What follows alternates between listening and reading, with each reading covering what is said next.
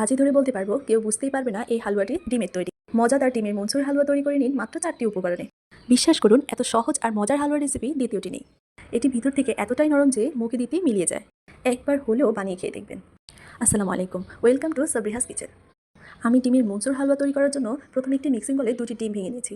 আপনারা চাইলে আরও বেশি ডিমের মনসুর হালুয়া তৈরি করে নিতে পারেন। এই হালুয়াটা খেতে এতটাই মজার হয় যে পরিমাণে বেশি নেওয়াটাই বেটার ছিল। তো আমি ডিমগুলোকে হুইপসের সাহায্যে ভালো করে ফেটিয়ে নিচ্ছি। ডিমটা ফেটানো হয়ে গেলে এতে অ্যাড করে দিব হাফ কাপ পরিমাণ চিনি।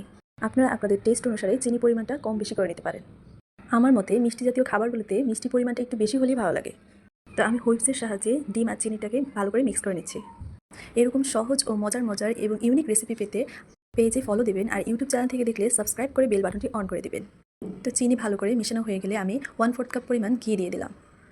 আপনারা চাইলে ঘিয়ের পরিবর্তে তেলও দিতে পারেন, তবে ঘিটা না দিলে পারফেক্ট টেস্ট পাবেন না।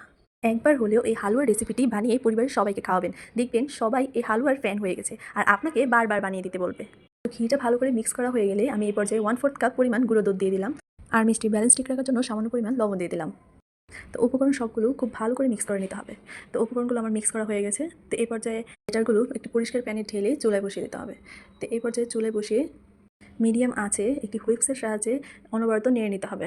নেড়ে নেওয়ার এক পর্যায়ে আমি ভ্যানিলা এসেন্স দিয়ে দিলাম সামান্য পরিমাণে। এটি জাস্ট ফ্লেভারের জন্য। আপনারা চাইলে এখানে এলাচের গুঁড়া অথবা দারচিনির গুঁড়া ব্যবহার করতে পারেন। আমার পার্সোনালি ভ্যানিলা এসেন্সের ফ্লেভারটি ভালো লাগে, তাই আমি এটি দিয়েছি। অনবরত নাড়ার এক পর্যায়ে দেখবেন ব্যাটারটি প্রায় ঘন হয়ে আসে, যা আপনারা দেখতে পাচ্ছেন।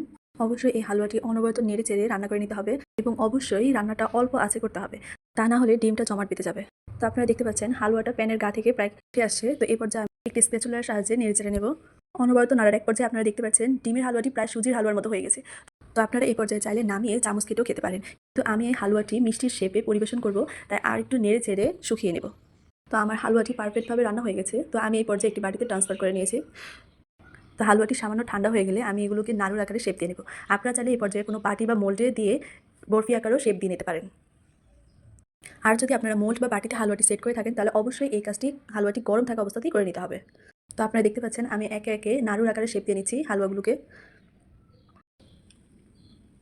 তো আপনারা চাইলে এভাবে পরিবেশন করে খেয়ে নিতে পারেন, কিন্তু আমি হালুয়াগুলোকে একটু ক্যারামেল দিয়ে পরিবেশন করে নেব, তাই আমি সামান্য পরিমাণ ক্যারামেল তৈরি করে নিয়েছি।